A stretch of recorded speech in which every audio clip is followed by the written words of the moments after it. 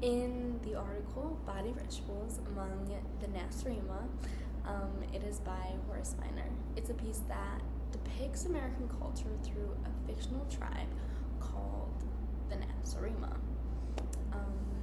It describes the rituals and customs in ways that seem very exotic and strange. But in the end, it is kind of American everyday practices. For example, they explain how we as Americans focus a lot about our appearance and how we are seen by others, and also how we can easily materialize things around us. This can be shown as things like dental hygiene or beauty hygiene, ways we can communicate with others, and how we love to go shopping, and not only that, but keep and hold our possessions. These can appear bizarre when it is viewed from an outsider's perspective in other cultures because they're not very used to how we live. This article, Body Rituals Among the Nasarima, encourages the readers to reflect on their own cultural practices and consider how they might be perceived by other cultures and people. To an outsider in a different culture who isn't very familiar with something like small talk, they would probably get confused. It might seem like brief, very surface level exchanges that don't go deep on personal topics, which is exactly what it is. That's very true. Introductions and seeing people after a while, someone may ask, "Oh, how are you?" But here in American culture, we say, "Oh, I'm good," or "I'm fine, how are you?" And the person would probably say the same thing, and that is normal for us.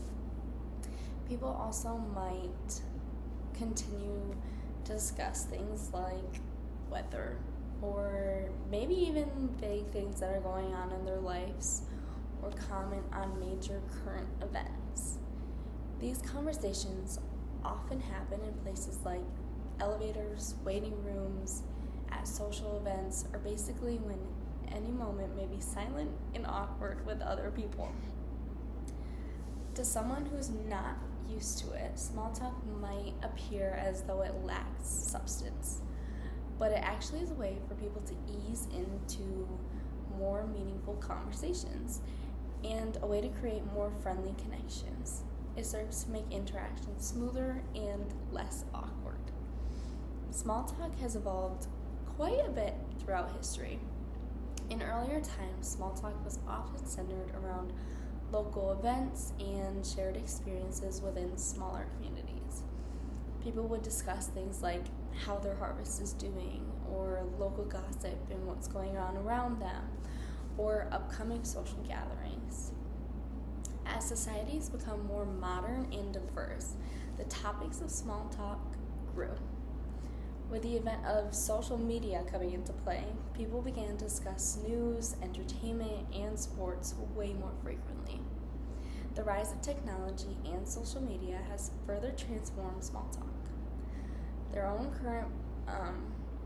With people now often chatting about latest viral trends, their own current posts, or even their favorite media platforms.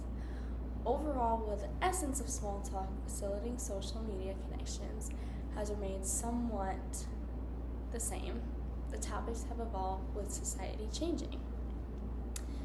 The evolution of small talk has both its benefits and its downsides.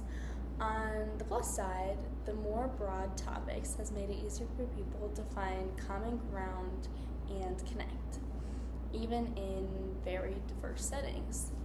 It helps break any ice, not make it awkward. It can eventually lead to deeper conversations and even relationships. However, some people in different cultures may argue that surface level topics can sometimes prevent more meaningful interactions. With the influence of social media, small talk can occasionally feel less personal and more driven by current trends rather than genuine interest, which in some cases, even for me, I may see that. Like, conversations aren't always super deep, and that's okay.